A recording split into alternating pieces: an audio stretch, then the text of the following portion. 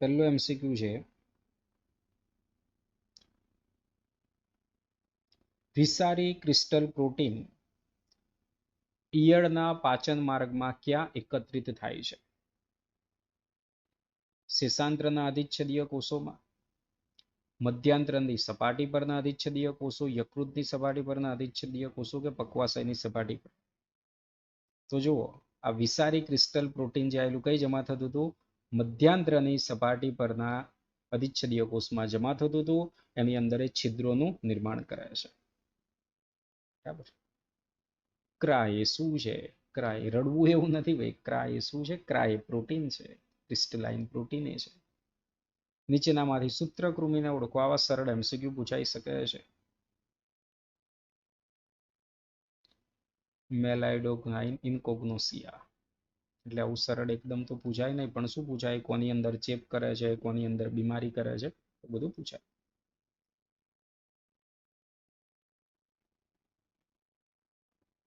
અને શરૂઆતના જે એમસીક્યુ છે એ પાછલા વર્ષમાં પૂછાયેલા છે. બરાબર. નીટની પરીક્ષાની અંદર ગોલ્ડન ચોખા જનીન પરિવર્તિત ચોખામાં શેનું પ્રમાણ વધારે? આ પણ એમસીક્યુ ઘણી વાર પૂછાયેલો છે. ગોલ્ડન ચોખાની અંદર કોનું પ્રમાણ વધારે છે ભાઈ? વિટામિન એ નું. કોનું પ્રમાણ? વિટામિન એ નું. જો આવો એમસીક્યુ આ વખતે બોર્ડની પરીક્ષામાં આપણે પૂછાયો હતો.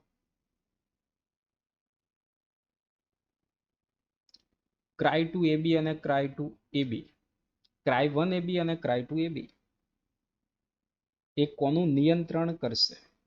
બરાબર છે.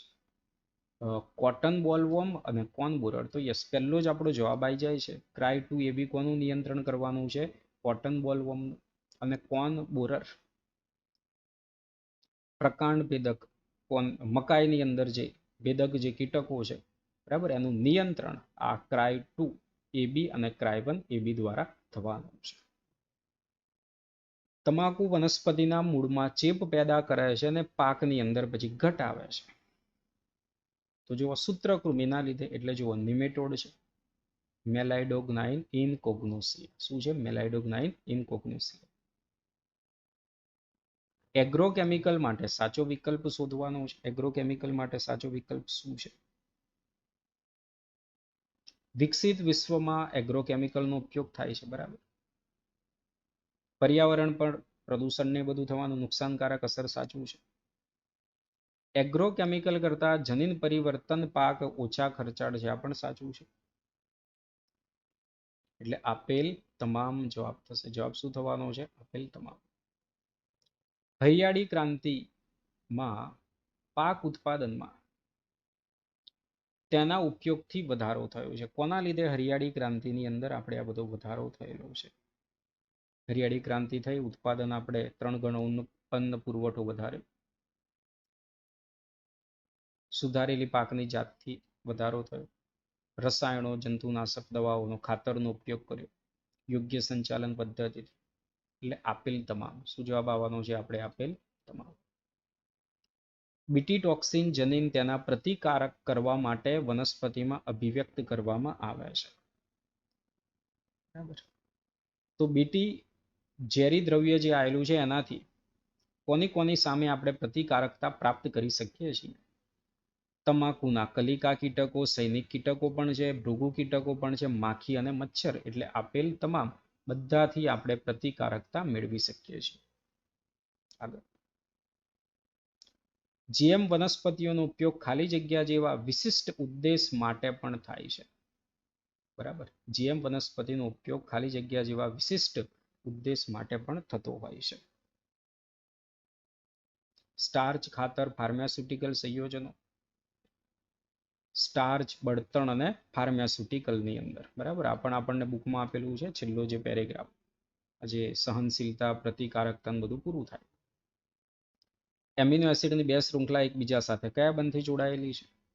Phosphate, diphosphate, disulphide. આ એકદમ આપણને સીધું આવડી જશે. ડાયસલ્ફાઇડ બંધથી જોડાયેલી છે. જો આવું યાદ રાખજો, આવું સરળ માહિતી આધારિત. બરાબર. વર્તમાન સમયમાં ભારતમાં આપણે કેટલી છે ભાઈ? ભારતની અંદર કેટલાનો ઉપયોગ કરાય છે, વેચાય છે? ભારતની અંદર કેટલી છે? 12. અને વિશ્વની અંદર જે આપણને આપેલી છે કેટલી છે? પુનઃ સંયોજિત ચિકિત્સીય ઔષધો 30. તો જવાબ આપણો થઈ જવાનો છે 30 અને 12. એડીએ સીડીએનએ કોમ્પ્લિમેન્ટરી ડીએનએ, બરાબર. એડીએ પૂરક ડીએનએ ના વહન માટે કયો વાહક શ્રેષ્ઠ છે? તો જુઓ, એડીએ નું નિર્માણ કરે એવો જનીન, હવે એ આપણે દાખલ કરવું છે પ્રાણીની અંદર, એટલે મનુષ્યમાં દાખલ કરવું એટલે પ્રાણી કોષ થશે. અને પ્રાણી કોષ માટે કોનો ઉપયોગ થશે? રિનોવાયરસ, રિટ્રોવાયરસનો ઉપયોગ થાય. આ એગ્રોબેક્ટેરિયમ ટ્યુમિફિશિયન્સ કોના માટે છે? વનસ્પતિ માટે છે, બરાબર. આગળ, રેડિયો એક્ટિવ ડીએનએ અથવા આરએનએ ને આપણે શું કહેવામાં આવશે? વાહક પ્રોબ. શું કહીશું આપણે? પ્રોબ કહીએ છીએ. આણ્વીય નિદાનમાં આપેલું છે. કઈ નિદાન પદ્ધતિ એન્ટીજન એન્ટીબોડી પારસ્પરિક ક્રિયા પર આધારિત છે? મૂત્ર વિશ્લેષણ, પીસીઆર, આરડીએનએ ટેકનોલોજી કે એલિસા? તો જવાબ શું આવવાનો છે આપણો? એન્ટીજન એન્ટીબોડી પારસ્પરિક ક્રિયા પર આધારિત છે, તો એલિસા આવશે. શું આવશે? એલિસા. એલિસાનું પૂરું નામ ખબર છે તમને?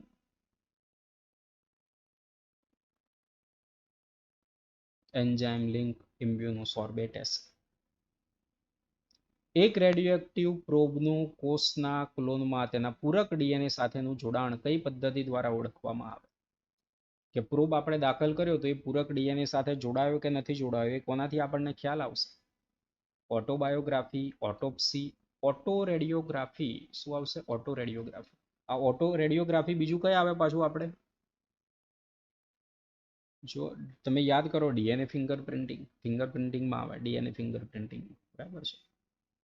પારજનનિક ગાય રોજી દ્વારા વધુ પ્રમાણમાં કઈ પેદાશ મેળવવામાં આવે છે? જો આ પ્રકરણમાં એકદમ આવા સરળ એમસીક્યુ છે, બરાબર. અને 2-3 એમસીક્યુ તો પૂછાઈ જ જાય છે, ઓછામાં ઓછા 2 તો ખરા છે. આલ્ફા લેક્ટાલ્યુબિન, બીટા લેક્ટાલ્યુબિન, લેક્ટોજન કે આલ્બ્યુમિન? તો શું આવશે? આલ્ફા લેક્ટાલ્યુબિન. અને એનું પ્રમાણ, જો બીજું એમસીક્યુ એ છે કે ભાઈ એનું પ્રમાણ કેટલું હતું? 2.4 ગ્રામ પ્રતિ લિટર. પ્રમાણ કેટલું છે? 2.4 ગ્રામ પ્રતિ લિટર. એટલે ટ્રાન્સજેનિક ગાયના દૂધમાં આલ્ફા લેક્ટાલ્યુબિનનું પ્રમાણ કેટલું છે? 2.4 ગ્રામ પ્રતિ લિટર છે. નીચે આપેલા વિધાનોમાંથી સાચા વિધાન કે વિધાનો પસંદ કરવાના છે. કયા વિધાન સાચા છે આપણે જોઈશું. પારજનનીકરણ એવી ઘટના છે કે જેમાં બહારના ડીએનએ પ્રાણીઓના જીનોમમાં દાખલ કરાય. યસ, બહારથી વિદેશી જનીન દાખલ કરવામાં આવે, એને સ્થાયી આનુવંશિક લક્ષણો તરીકે ઉત્પન્ન કરી શકાય અને ટકાવી શકાય. તો પહેલું સાચું છે. પછી બીજું,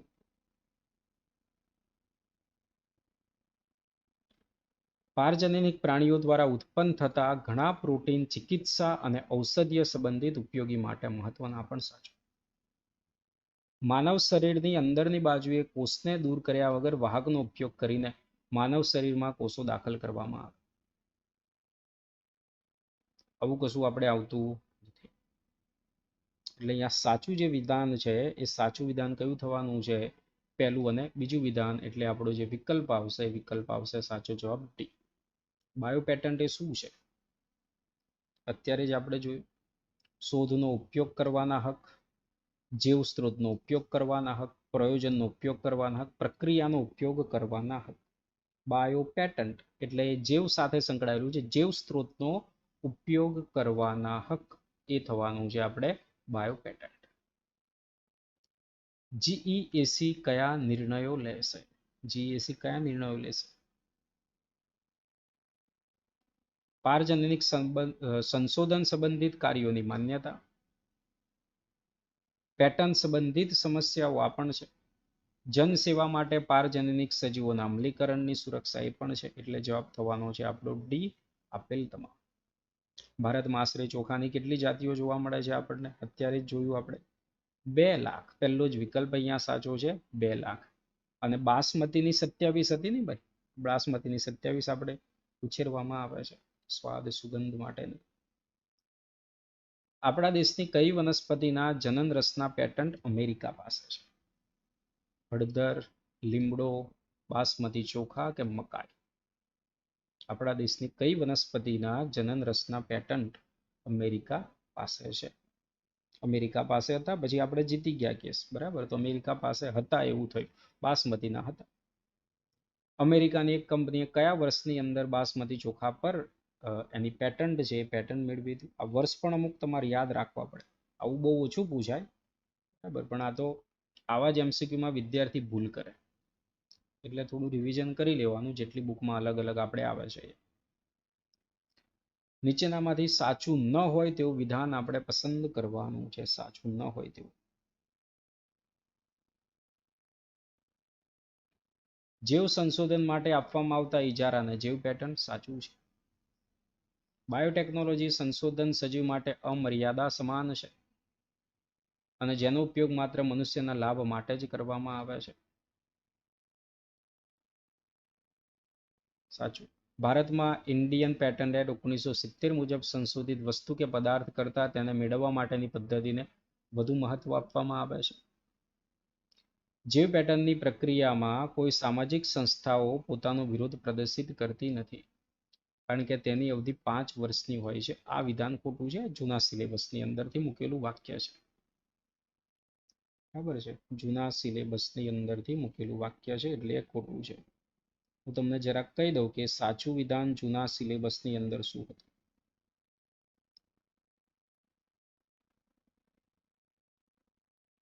એક વિદેશી કંપની દ્વારા ચોખાની એક નવી જાત પેટન્ટ કરવામાં આવી હતી, પરંતુ ભારતમાં આ જાત લાંબા સમયથી હાજર છે.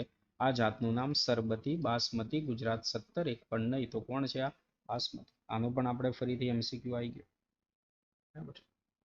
જે પેટર્ન વાળો જે ટોપિક છે પાછો પહેલા જૂના સિલેબસની અંદર આવતો હતો, એટલે આખું પ્રકરણ હતું 11 અને 12 જે આપણું પ્રકરણ છે એ જૂના સિલેબસની અંદર પણ આ જ રીતે આવતું હતું, બરાબર ને. એમાં પેટર્નના ને કેટલાક નિયમો હતા. 5 વર્ષની તો અવધિ તો હતી જ, પરંતુ વિરોધ પ્રદર્શિત કરતા નથી. એમાં વિરોધ કરે, ઘણા બધા લોકો શું કરે, એનો વિરોધ કરે, બરાબર છે. કેમ વિરોધ કરે? કારણ કે એમાં નૈતિક પ્રશ્નો ઘણા બધા સંકળાયેલા છે, બરાબર. પેટર્નમાં નૈતિક પ્રશ્નો સંકળાયેલા છે, એટલા માટે. આપેલી આકૃતિ શું દર્શાવે છે? આકૃતિ આપણને જે ઇન્સ્યુલિનનું નિર્માણ જે થાય છે એ દર્શાવેલું છે.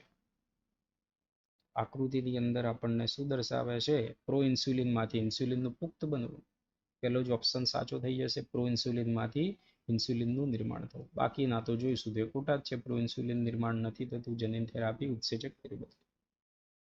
માનવ ઇન્સ્યુલિનનો સી પેપ્ટાઇડ એ, માનવ ઇન્સ્યુલિનનો સી પેપ્ટાઇડ એ ખાલી જગ્યા. પરિપક્વ ઇન્સ્યુલિનનો એક ભાગ ડાયસલ્ફાઇડ બંધના નિર્માણ માટે જવાબદાર. પ્રો ઇન્સ્યુલિનમાંથી ઇન્સ્યુલિનની પુખ્તતા દરમિયાન દૂર થતો ભાગ અને તે જૈવિક પ્રવૃત્તિઓ માટે જવાબદાર. શું છે? જૈવિક પ્રવૃત્તિઓ માટે જવાબદાર. તો એ સી પેપ્ટાઇડ એ શું છે? પ્રો ઇન્સ્યુલિનમાંથી ઇન્સ્યુલિનની પુખ્તતા દરમિયાન દૂર થતો જે ભાગ છે એ દૂર થતો ભાગ કયો છે? આ સી પેપ્ટાઇડ છે. આગળ. પ્રોબ એ અણુ છે જે ડીએનએ કે આરએનએના મિશ્રણમાં સમજાત ક્રમને ઓળખવા માટે વપરાય, તેને શું કહીશું આપણે? પ્રોબની અંદર કોનો સમાવેશ થશે? પ્રોબમાં આરએનએ અથવા તો ડીએનએ. પ્રોબમાં શું આવવાનું છે? આરએનએ અથવા તો ડીએનએ આવવાનું છે. આપણે જો ચોપડીની અંદર પ્રોબમાં શું લખેલું છે?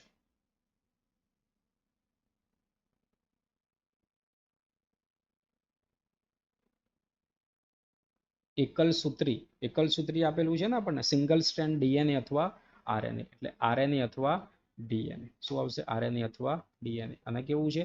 એક સૂત્રી. શું આવશે? એક સૂત્રી આરએનએ અથવા ડીએનએ. આગળ. પ્રોટોક્સિન એટલે શું? પ્રોટોક્સિન. પ્રોટોક્સિન જે વિષ આવેલું છે એ નિષ્ક્રિય સ્વરૂપે છે. પ્રાથમિક વિષ છે, બિનિસર્ગીકૃત વિષ છે, પ્રજીવ દ્વારા ઉત્પન્ન થતું વિષ કે નિષ્ક્રિય વિષ. કેવું વિષ છે? આ નિષ્ક્રિય વિષ છે. રોગકારક દેહધાર્મિક વિદ્યા એટલે, રોગકારક દેહધાર્મિક વિદ્યા એટલે શું? રોગકારકોની દેહધર્મ વિદ્યાનો અભ્યાસ, યજમાનની સામાન્ય દેહધર્મ વિદ્યાનો અભ્યાસ, યજમાનના દેહ ધર્મ વિદ્યામાં થતા ફેરફારનો અભ્યાસ કે એક પણ નહીં. તો રોગકારક દેહ ધર્મ વિદ્યા કે જે યજમાનની અંદર દેહ ધર્મ વિદ્યામાં થતા ફેરફારનો અભ્યાસ, આપણને જે કંઈ પણ બીમારી કે એવું કંઈ થવાનું છે એ દરમિયાન જે ફેરફાર થાય એનો અભ્યાસ એટલે થશે પેથોફિઝિયોલોજી. ગોલ્ડન રાઈ જે શું છે? ચીનમાં પીળી નદી પાસે ઉગતા ચોખાની જાત. આ પાછલા વર્ષમાં પૂછાયેલું છે. લાંબો સમય સંગ્રહ થયેલી પીળી રંગ છટા પીળા થઈ ગયા એટલે બીટા કેરોટીન માટેનું જનીન ધરાવતા, શું આવશે જવાબ આપણે? બીટા કેરોટીન માટેનું જનીન ધરાવતા જનીનિક રૂપાંતરિત ચોખા. જનીનિક રૂપાંતરિત ચોખા. આરએનએઆઈમાં જનીનોને શાના વડે નિષ્ક્રિય કરાય છે? આરએનએ ઇન્ટરફેરન્સ જે તકનીક છે એની અંદર આરએનએ અંતક્ષેપની અંદર આપણે કોનું નિર્માણ થાય? ડીએસઆરએનએ નું, ડબલ સ્ટેન્ડર્ડ આરએનએ નું નિર્માણ થઈ જાય. અને ડીએસઆરએનએ નિર્માણ થઈ જાય તો આ ભાષાંતર ના થાય, પ્રોટીનનું નિર્માણ એમ થવાનું નથી. તો એ આવશે દ્વિસૂત્રી આરએનએ, ડીએસઆરએનએ. સૌ પ્રથમ જનીન થેરાપીનો ઉપયોગ સેના નિદાન માટે કરવામાં આવ્યો હતો? એડીએની ઉણપ. બરાબર, એ બીમારીનું નામે કહ્યું હતું ને આપણે, એડીએની ઉણપ. એડ્સ, કેન્સર, સિસ્ટિક ફાઇબ્રોસિસ, એસસીઆઈડી, એડીએની ઉણપથી થતી બીમારી. Severe combined immuno deficiency. બરાબર, એસસીઆઈડી. એડી એક ઉત્સેચક કે જેની ઉણપથી જનીનિક અનિયમિતતા થાય તો એડીએનું પૂર્ણ નામ શું છે? એડીએનું પૂરું નામ શું હતું? Adenosine deaminase. Adenosine deoxyaminase, adenosine deaminase. જવાબ થઈ ગયો આપણો બી. સ્પાર્ટિક ડીએમ આ નથી, બી જવાબ થયો. ભારતમાં બાસમતી ચોખાના જનન રસનો પેટર્ન અમેરિકા પાસે છે. આ પ્રકારની પ્રક્રિયા કયા નામે ઓળખાય છે? આને શું કહીશું ભાઈ આપણે? આયુ પૂછાયેલું છે એમસીક્યુમાં. જેવ તસ્કરી, આજે જે ભણ્યા આપણે, જેવ જંતુનાશક, જેવ યુદ્ધ, જેવ પેટર્ન, જેવ તસ્કરી એને કહેવામાં આવે છે કે ભાઈ આ જે પણ જેવ સંપત્તિ આવેલી છે એ મેળવી લે છે, કોઈ પણ એને આર્થિક લાભ અથવા મંજૂરી મેળવ્યા વગર. પારજનીનિક ઉંદરનો વિકાસ કેમ કરવામાં આવેલો છે? ખેતીમાં તેમના ઉપયોગ માટે નહીં. રસીના, યસ, રસીના પરીક્ષણ માટે. કોના માટે? રસીના પરીક્ષણ માટે આ પારજનીનિક પ્રાણીઓના મોડેલ તૈયાર કરેલા છે. જીએમઓ નું પૂર્ણ નામ શું છે? GMO, genetically mutant organism, genetically modified organism. તો શું થવાનું છે? જીએમઓ એટલે જીનેટિકલી મોડિફાઈડ ઓર્ગેનિઝમ. પ્રથમ પારજનીનિક ગાય રોજીમાંથી મળતા દૂધ ખાલી જગ્યા પ્રોટીન હોય છે. એની અંદર કયું પ્રોટીન આવેલું છે? આલ્ફા લેક્ટાલ્યુબિન છે. આગળ આપણે જોયું ને એમસીક્યુ, એમાં કોણ આવેલું છે? આલ્ફા લેક્ટાલ્યુબિન. અને કેટલું? 2.4 ગ્રામ પ્રતિ લિટર. આલ્ફા લેક્ટાલ્યુબિન 2.4 ગ્રામ પ્રતિ લિટર એની અંદર આપેલું છે. પ્રાણી કોષમાં ઈચ્છિત જનીન પ્રવેશ માટે આવશ્યક છે. રિટ્રોવાયરસ, એચઆઈવી વાયરસ, રાઇઝોબિયમ એક પણ નહીં. પ્રાણી કોષમાં ઈચ્છિત જનીન પ્રવેશ માટે આપણે કોનો ઉપયોગ કરીએ? રિટ્રોવાયરસનો. અને વનસ્પતિ હોય તો એગ્રોબેક્ટેરિયમ ટ્યુમિફેસિયન્સ. બેસિલસ થુરેન્જીનેસિસ દ્વારા ઉત્પન્ન થતા વિષારી પ્રોટીન માટે સાચો વિકલ્પ પસંદ કરો. હંમેશા સક્રિય સ્વરૂપે. આ ખોટું ભાઈ, સક્રિય સ્વરૂપે તો ઉત્પન્ન થતું નથી. તે મધ્યાંતરની સપાટીના અધિચ્છદીય કોષોને અપ્રવેશીલ બનાવે છે. અપ્રવેશીલ બનાવે એવું થાય? એવું પણ નથી થતું ને, અપ્રવેશીલ નથી બનાવતા, છિદ્રો બનાવી દે છે. સક્રિય વિષારી પ્રોટીન કણ સ્વરૂપે હોય છે. નહીં, અંદર જઈને તો પછી દ્રાવ્ય થઈ જવાનું છે. તો વિષારી પ્રોટીન સક્રિય સ્વરૂપે મધ્યાંતરની સપાટીના અધિચ્છદીય કોષમાં ભેગું થાય અને ત્યાં એ છિદ્રોનું નિર્માણ કરી દે. કોનું નિર્માણ કરે? છિદ્રોનું નિર્માણ કરી દે છે. મૃત્યુ થઈ જશે પછી. સૂત્રકૃમિ મેલાઇડોગાઇન ઇનકોગ્નોસિયા કયા છોડના મૂળને ચીપ લગાડી તેનું ઉત્પાદન ઘટાડે છે? ટામેટા, મકાઈ, કપાસ, તમાકુ. કોની અંદર આવ્યું? આપણે આ તમાકુની અંદર આપેલું છે. નીચેનામાંથી કયું વિધાન જનીન પરિવર્તિત વનસ્પતિ માટે સુસંગત નથી? જનીન પરિવર્તિત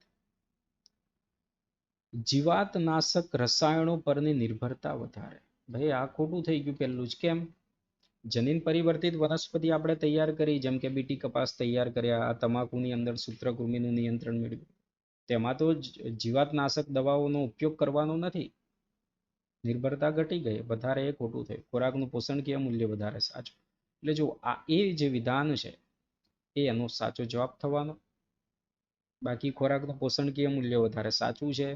ખનિજના ઉપયોગની કાર્યક્ષમતા વધારે પણ સાચું છે.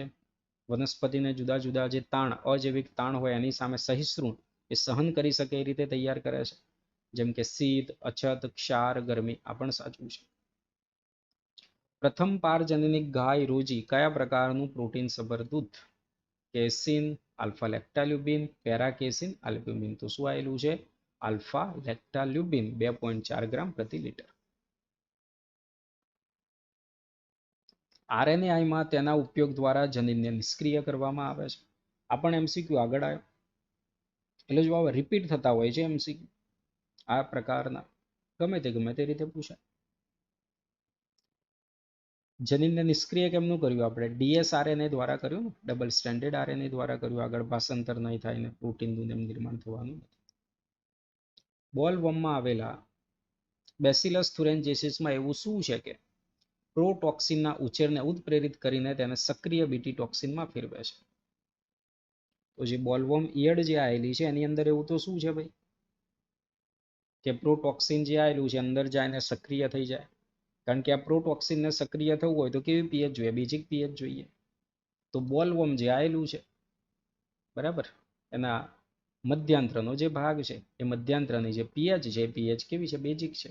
જઠરની એસિડિક પીએચ નહીં આવે, શરીરનું તાપમાન નથી, મધ્યાંત્રની ભીની સપાટી, મધ્યાંત્રનો આંત્રનો જે ભાગ એની અલ્કલાઇન પીએચ જવાબ આવશે. જવાબ થયો ડી. સોનેરી ચોખા માટે કયું સાચું છે? દાણા પીળા છે, ચોખાની આદિ વેરાયટીમાંથી આવું નથી. વિટામિન એ થી ભરપૂર. ચલો આ જવાબ આવી જશે. હવે આપણને એવું થાય કે ડેફિડિલના એક જનીન સાથે, ચલો આવું ખબર નથી છતાં પણ વિટામિન એ થી તો ભરપૂર છે એવું ખબર છે ને? અમુક એમસીક્યુ આપણે નીટની પરીક્ષામાં એવા થાય કે 3 વિધાન આપેલા હોય તો આપણે આવતું જ ના હોય કોઈ જગ્યાએ સિલેબસમાં. પછી જે વિધાન સિલેબસમાં આવતું હોય બાકી રહેશે. બરાબર છે. આગળ બીટી કપાસ, એડિનોસાઇન ડીએમિનેજ, આરએનએઆઈ અને પીસીઆર. સાચી જોડ આપણે એમાં જનીન થેરાપી. બીટી કપાસમાં જનીન થેરાપી નથી. એડિનોસાઇન ડીએમિનેજની ઓળખ કોષીય રક્ષણ, આ સાચું છે. આરએનએઆઈ એચઆઈવીનો ચેપ શોધવા માટે નથી. પીસીઆર બેસિલસ થુરેન્જીસિસ માટે નથી. તો સાચું આપણે અહીંયા થશે બી. કયું વિધાન સાચું નથી? જનીન ઇજનેરી વિદ્યાવાળું ઇન્સ્યુલિન ઇકોલાઈમાં પેદા થાય છે. સાચું છે. ઇકોલાઈનો ઉપયોગ કર્યો અને આપણે નિર્માણ કર્યું છે. બંને જે બે શૃંખલાઓ એ અને બીના જે જનીન આપણે દાખલ કર્યા ઇકોલાઈની અંદર જુદા જુદા માધ્યમમાં, એકમાં એ શૃંખલા બની, બી શૃંખલા બની, પછી આપણે એને જોઈન કરી દઈએ ડાયસલ્ફાઇડ બને. મનુષ્યમાં ઇન્સ્યુલિનનું સંશ્લેષણ પ્રો ઇન્સ્યુલિન સ્વરૂપે થાય છે. આ પણ સાચું છે. પ્રો ઇન્સ્યુલિનમાં એક વધારાનો પેપ્ટાઇડ હોય છે જેને સી પેપ્ટાઇડ કહેવાય. આ પણ સાચું છે.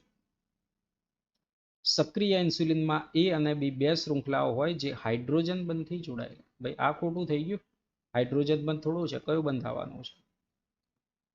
ડાઈસલ્ફાઇડ બંધ આવશે. કયું બંધ આવશે? ડાઈસલ્ફાઇડ બંધ આવશે. બીટી કપાસની જાતિ કે બેસિલસ થુરેન્જીસિસ ના ઝેરી જનીનને દાખલ કરીને વિકસાવવામાં આવી છે તે ખાલી જગ્યા સામે પ્રતિકારકતા દર્શાવે. કીટભક્ષકો, કીટક જીવાત, ફૂગના રોગ, વનસ્પતિ સૂત્રકૃમિ. તો શું આવશે? કીટક જીવાત સામે. કોની સામે? કીટક જીવાત સામે. ખ્યાલ આવી ગયો દરેક વિદ્યાર્થીને આટલા સુધી એમસીક્યુમાં?